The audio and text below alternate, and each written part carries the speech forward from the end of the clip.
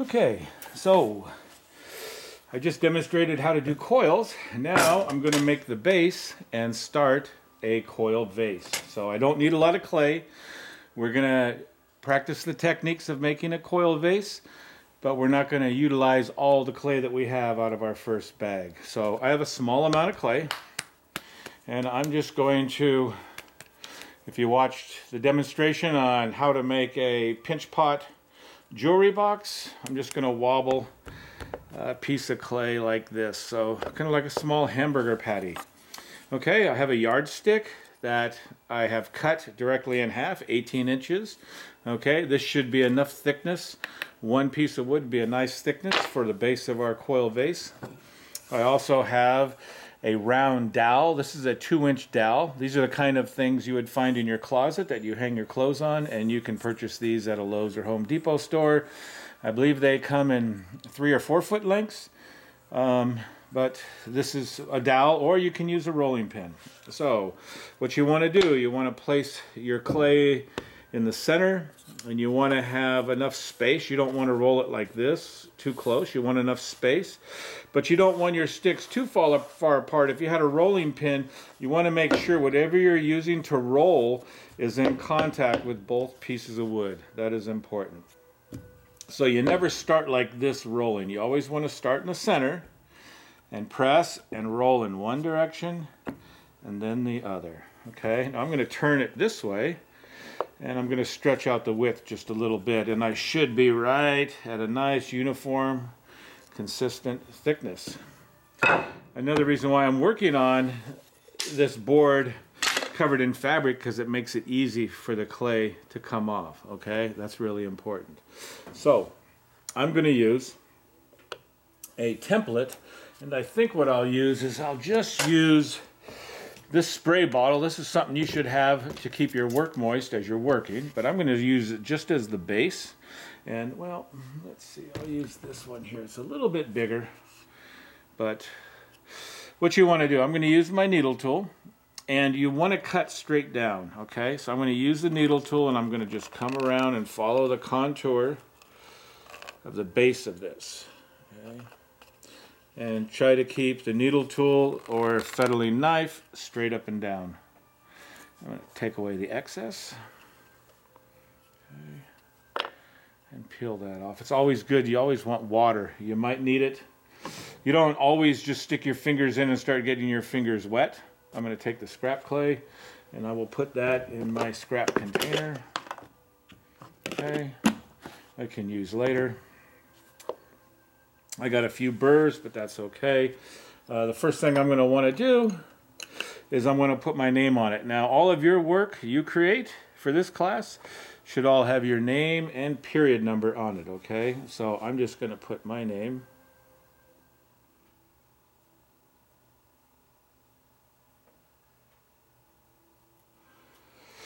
Okay, so there's my signature. Now I'm going to flip it over. I have a bat, okay? This is a piece of wood. You can get a scrap piece of wood, or you have a board. Maybe it's not a very smooth surface. You could lay a piece of newspaper down. This is nice because it's made out of wood. This is masonite, and I set this down like that. It's absorbent, so I'll be able to lift it up. If you put this on a Formica or ceramic tile, something that doesn't absorb moisture, you'll have a really difficult time. So I have my base. I also have one of these Lazy Susans. You can get them at the Home Depot store. When look at my tools and materials section, and you'll see making your own tools, I suggest possibly getting one of these. The benefit of this, it's easy to rotate your work around. So I have a piece of paper here I want to show you, okay? So, making a coil vase. This is a top view of the base. We want a round base. I don't want you to do a square or haphazard circle. Maybe you don't care. I'm looking for a round base. I would keep it under 3 inches across. This one is just a little over. Okay, you can go a little over, but no more than 3.5 inches. I want it round. Now, I'm going to show here how to build your coil vase. Now, in this illustration, I don't show how to smooth them yet, but I'm just showing placement. Your first coil you always want directly on top of the base, and we want to build from there. And the concept of making a coil vase is, you see this side view of that coil there, there's the center line. You don't want to go past that edge more than this. What happens, I have students attempting to do this, and essentially their coil vase collapses and they lose shape. So you want to do subtle transitions. That's how you change with the placement of your coil, determines the shape of your base. So I'm going to start off first with my base coil. Okay, and I'm going to put it directly on top. And you guys that acquired the tools already, let me get, excuse me, I'm going to reach into the camera here. I have my rusty rib. So I like to use a rib to clean a rib. If you guys got one of these flexible metal ribs, you know, to clean them, an easy way to clean them is to use another rib. Be careful, these are extremely sharp. I'm going to use this as a knife. It is so thin that it'll be easy to cut. So what I do is I'm going to have the coil extend on top. And here's the technique. You can just cut through both coils. And let's check. We should be right on top. Let me show you a top view, right? And a side view. We want the coil to stay directly on top. Okay? So what I do when I'm coil building, I blend where my connection was, and I support from the outside. And look at my fingers are dry. If my fingers were wet, I wouldn't be able to do this. I'm going to grab just a little bit of the coil, okay, and blend that. And you want to make sure it's blended well. If my clay was firmer, meaning it was drier, and when I was to bend these coils they would crack, then I would need to scratch to attach my first coil. But my clay is so wet that I'm just blending and I should be fine. Okay? So there's my inside, and I've supported from the outside so the coil doesn't stretch. And the object here is to try and keep the coil looking round, okay? And now we want to blend the outside. So you can lift up, and notice I'm just using the edge of my finger. You can do an up and down motion. And I'm holding this because I want you to see what my fingers are doing. But we want to blend that coil. Okay. And take your time. This coil vase, I would like you to blend the inside coils and the outside coils. Okay, I'm going to be asking when you show me the work. I'm going to want to see the inside, and I'm going to want to see the entire outside to make sure that you blended both inside and outside of your miniature coil vase. Okay. And this is how we're joining each coil together. So the coil is essentially a clay rope, and we're putting one on top of another, and that placement of those, each coil rope determines the shape of our vase. So right now I have my first coil. I'm going to use my flexible metal rib, and I'm going to come in and re-clean up the base of my coil vase. Okay. So there. What's really important is that you need enough thickness on the coil that you just blended that you can set another coil on. Let me do a quick demonstration of what not to do, because this happens a lot. Students do this just because they're not paying attention. So say this is a coil that I have previously added. Okay, and the student does this when they pinch. They really are not paying attention, and when they pinch, they really are not paying attention, and they don't care, and they create this knife edge of the top of their previous coil. Well, I didn't do that here. So then they try to do this. They put the coil on, and then again, they don't care, and they're just doing this. For one, they lack any surface to bond the next coil. Their shape goes out of control, and their thickness on their pot is drastically different from one side to the other. So don't make this mistake, okay? That's important. So I'm going to add another coil. My vase, I'm going to go outwards just a little bit. Okay, you want to make these transitions slowly. So again, you don't want to attach a coil on the side like this. You want to go about no more than 50%. Okay, now I have a little predicament here. I have a thin spot and I don't have enough to go all the way around. Don't worry, watch this. I'm just going to cut this little excess off. And I'm going to just take another piece. These are the coils I just did in my first demonstration. And I'm going to set this directly on top at that same angle. Okay, let me get it lined up and I'll show you. So there's my gap. Okay, now I'm going to cut through both pieces on each end. Okay, and I'll take this off and these off, and then now this should just fit right in there perfectly. And again, we always want to blend where we made those connections. If it's just one connection or several, if you're trying to utilize smaller pieces. Now, before I even start blending, I want to straighten my coil up and make sure that my piece is round. Before I bend, we want to make sure the piece is round. We also want to make sure the piece is level this way. It's level this way before we start blending. Now, I like to blend the inside first, and I am starting to flare outwards. So I need to support. I'm going to use my Lazy Susan again. It's going to be easy to rotate around. I'm supporting from the outside, and again, no wet fingers, dry fingers. I didn't add any water. My clay is moist, and I'm going to support and blend the inside coil first. Okay. And depending on where the material is, you might be lifting up or you might be pulling down. I noticed some of the students that came and picked up their clay, they had really long fingernails. You're going to find that getting clay under those fingernails is not very fun to clean, and it might be a good time to have those nails trimmed, or if they're fake nails, to take them off for now. Unless you want to shape them into various tools, right? I mean, you would have 10 tools on each fingertip. You could have a modeling stick, an arrowhead tool, a chisel tool.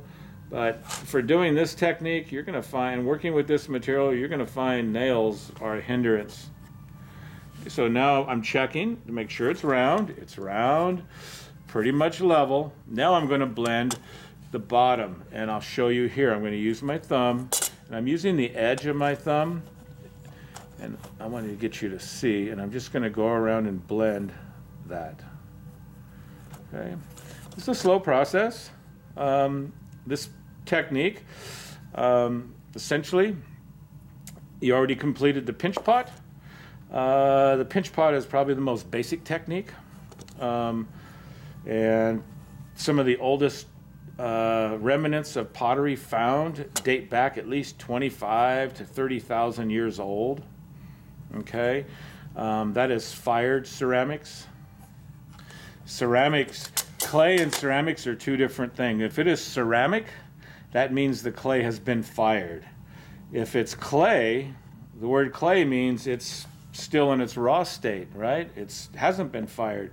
If it's ceramic, it has been fired, and that means that it has been vitrified to some extent and can hold water. Okay, so I'm checking for round. There's also another technique we can do is just gently tap this. Mine is stuck to the wood right now. It will release once it starts to firm up. But so now I have this. It's somewhat round. I'm going to add another coil. I'm going to go out a little bit more. Okay. So again, I'm going to use these pieces. I'm trying to utilize all of my material that I have. And I'm going to go out no more than half the thickness of the coil that I'm using. That one almost works out. So I'm going to cut through both of these. So you start to get the concept, okay? Again, we want to have a uniform thickness of coil that we're using continuously. Okay, I made sure that my form is round before I added the next coil. And now before I even blend, I'm going to make sure I can see. Can you see that slightly off there? I need to take the time and look from above to make sure it's round. That's a lot better. Okay, again, bump the camera there. I'm going to blend, fingers are dry. I'm going to support from the outside and blend the inside first. Okay, in covering your work up, you might start this but not be done, and I don't expect you to do a whole coil vase in one sitting. I would hope you would take your time and try to make something nice. I would say the height we're going for is approximately 6 inches max. So you're going to want smaller coils, look again, smaller than your pinky, so you will be able to change the shape. If I made coils the size of my thumb in diameter or larger, it might only be 6 or 7 coils to get up to 6 inches, and I would have no opportunity to create any shape. So now I've done that. Now I'm going to blend the outside. And this is the process, okay? So after each coil I blend, I'm going to come and work with the flexible metal rib and try to smooth the surface, okay? So right now I'm just blending these. And you'll get into a rhythm. Okay, in my Ceramics 1 class, if we were in the classroom, we definitely, our first coil vase is very small, just understanding and grasping the techniques. But then we go to the use of an extruder, and we actually make perfectly extruded coils, and we make a large coil vase up to 18 inches tall. So now, here's where I'm going to use the flexible metal rib. I'm going to continually keep it clean. But I'm going to come and I'm actually going to smooth and work that outside surface. Okay. This is easy to do on the outside, right? But if we start working, and I also like to smooth the inside too, that helps get a uniform thickness. Again, I'm not scraping a lot of material off. I'm just making sure that my connections between each layer of the coils are joined and smooth. Okay, now that can cause it to go out of round, so I'm going to check and make it round again, and I'm also going to check for level, and I got a few high points. And if I had a low point, here's ways to recover. You can take a piece of scrap. If you have a thin spot, you can take a small little coil, pinch it, and you can create a little band-aid, right? And we would blend that. Again, my clay is soft, really soft, so I don't need to scratch to attach. And I'm blending really, really well with my fingers. And that's a way to recover if you have a thin wall thickness on your coil vase. Okay? So that is the start of your coil vase. Now, if I wanted to come inwards, I would add another coil. I don't want to come radically in like this. You want to do it slowly. That would be one coil. Let me make another, out of these scraps, let me just make a coil section so you can see the progression. So then the other coil, if I wanted to come in again, I would put another coil, blend each succeeding coil, and the vase shape starts to change just by how you put each coil down. So go ahead and practice rolling coils, make a base, and I want to show you one other thing. Give me a second.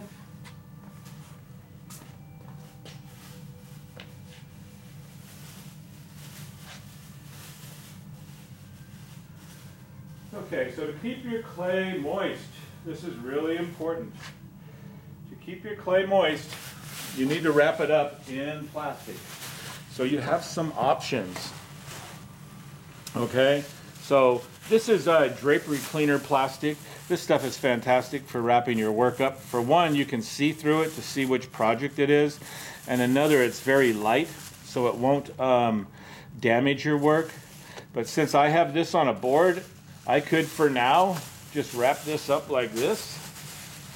Okay, and it would stay moist. What's going to be happening, though, if I left this, say, more than a day or two, the wood is going to start to wick moisture from the clay, and this will start to firm up.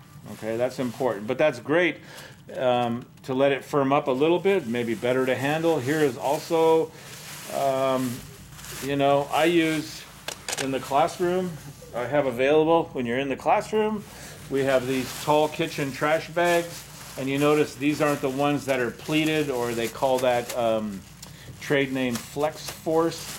It is just a white kitchen trash bag. Make sure there's no holes in it. You know, you can go like this, trap air, and know, oh, it's holding air, perfect. And I could just take it like this, put the whole project in there, and this will keep, again, for probably a week before it really starts to dry out, the board dries out. So you don't have to do your coil vase in one sitting. You can start it and then go back to it when you have more time, okay? I'm going to stop now, and I will have another video near completion of this coil vase. Have a good day.